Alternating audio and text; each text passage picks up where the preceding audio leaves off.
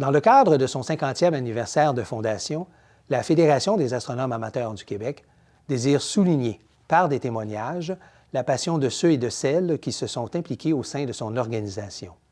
Plus de 120 personnes ont joué un rôle important dans la vie associative de la Fédération et nous désirons leur rendre hommage. Voici leur histoire. Nous accueillons Mme Carmen Nadeau, qui a siégé au sein du conseil d'administration de la Fédération de 2015 à 2019 comme conseillère. Bonjour Carmen. Bonjour, merci de l'invitation. Et en guise de première question, on plonge tout de suite dans le vif du sujet. Comment est né chez toi ton intérêt pour l'astronomie et aussi l'astronomie d'observation, le ciel, d'observer le ciel étoilé? J'ai toujours été intéressée par la science, puis c'est un intérêt que mon mari Alain partage, fait que c'est merveilleux. Pour l'astronomie, ce qui m'intéressait particulièrement, c'est la cosmologie et la mythologie. Mais c'est à partir de 1996, avec la comète Hyakutake et notre rencontre, Alain et moi, de Denis Bergeron, que ça a vraiment déboulé. Il y a eu HALE-BOP, il y a eu le congrès d'astronomie qu'on a organisé dans notre club, le RAOC, en 2010, l'année suivante de l'année de l'astronomie. Et il y a eu surtout le lac Écho, dans lequel Denis Bergeron m'a impliquée.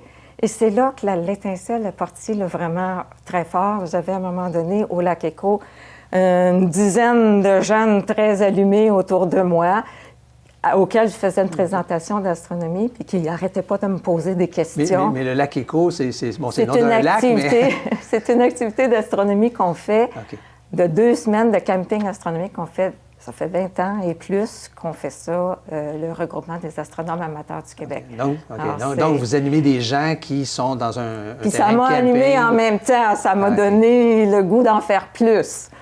C'est là que ça a commencé. Bon, je pense que tu as été relativement chanceuse d'observer comme ça de belles comètes là, à la fin des années 90. Est-ce qu'il y a d'autres types d'objets qui t'intéressent toujours? Bien sûr, là, au lac Écho, entre autres, on observe là, comme je disais, depuis plus de 20 ans. Fait que là, mon frère, moi et d'autres membres des clubs d'astronomie qui viennent nous rejoindre pendant ces 2 semaines-là de l'été, bien, on a toutes sortes de défis qu'on regarde ensemble. Il fait noir. Il fait noir au lac Écho. Il fait noir. Vous êtes chanceuse. Il fait noir. De moins en moins avec la ville d'Ottawa puis la pollution lumineuse et Gatineau aussi, mais il fait noir. Et comment on passe comme ça, l'animation, l'observation du ciel, peu à peu, on s'implique soudainement ou enfin de façon, je dirais pas au hasard, mais soudainement on s'implique au sein de la Fédération? C'est un appel de Rémi Lacasse, qui cherchait de la relève, qui m'a appelé, ça donnait juste avant que je prenne ma retraite. Alors, le timing, comme on dit en bon français, était intéressant pour moi, qui voulait faire des choses de bénévolat. Alors, j'ai pris la relève de la personne qui s'occupait du bulletin de l'Astro-Info de la Fédération. Et rôle que je détiens encore, en fait. Et bien, pour connaître un peu plus comment ça se passait à la Fédération, j'ai aussi accepté un rôle de conseillère sur le conseil d'administration de la Fédération. Et bien, c'est un mandat de 2 ans, 2 mandats. Alors, j'ai fait mes 2 mandats. À la fin, j'étais même secrétaire pour quelque temps. Et en plus, je me suis impliquée pour le développement des programmes d'épinglettes, d'observation. J'ai préparé, entre autres, le programme Herschel, le programme Cadwell, où vous avez préparé le programme des étoiles doubles. Et moi, j'ai mis les formulaires aussi en format électronique. Alors, j'ai fait ça aussi. Alors, donc, est-ce que c'est vraiment de s'impliquer pour développer des programmes que d'autres astronomes amateurs puissent s'améliorer, si on veut, dans leur domaine? Là. Ça donne une petite épinglette, une petite récompense.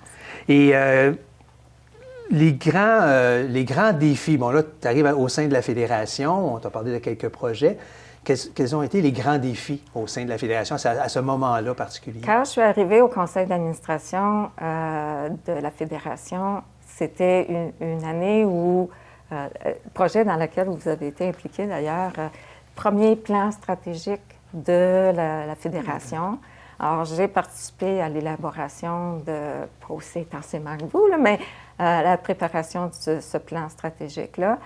Et c'était des années de transformation. Alors, on a vu le besoin il y avait des défis financiers qu'il fallait, des exigences nouvelles du gouvernement. Et on avait besoin d'engager un directeur général. Vous avez été le premier à temps partiel.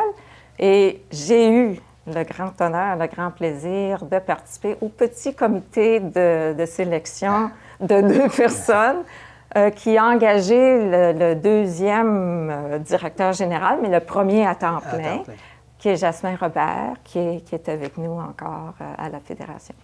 Et durant toutes ces années, bon, je vois que tu as été impliqué dans beaucoup de projets, et tu as réfléchi sur une foule de choses. On parlait de planification stratégique tantôt.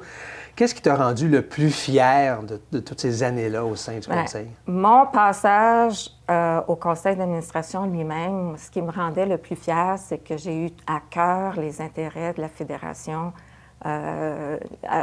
durant tout mon passage. En l'extérieur du passage à la Fédération, ce qui me rendait le plus fier, c'est les présentations que je faisais au public dans l'activité astronomique du lac Écho. J'ai eu beaucoup de compliments sur la façon dont je vulgarise les choses. Alors, c'est sûr que ça, c'est un élément de fierté pour moi. Et puis, bon, que Jasmin soit encore avec nous et que j'ai contribué à son élection, à sa nomination, son embauche, ça me rend bien fière.